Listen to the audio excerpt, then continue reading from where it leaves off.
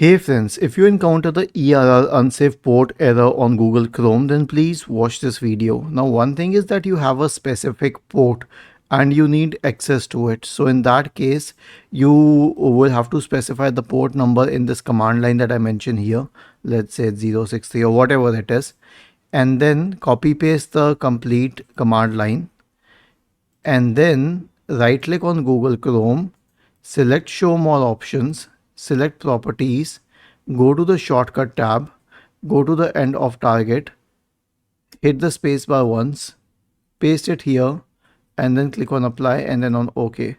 And this will solve the problem for a lot of users, but if it doesn't, then search for Chrome in the search bar, click on this download pointing arrow here, select uninstall. Okay, click on this, select uninstall, and then select uninstall once again.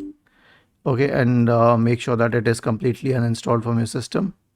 Okay, and then go to your browser, search for Chrome download, hit enter, and go to the Google Chrome download page, click on download Chrome, and then click on open. And this way you will be able to reinstall Chrome on your system, which will eventually fix the problem. Was this helpful? If yes, then please subscribe to the channel.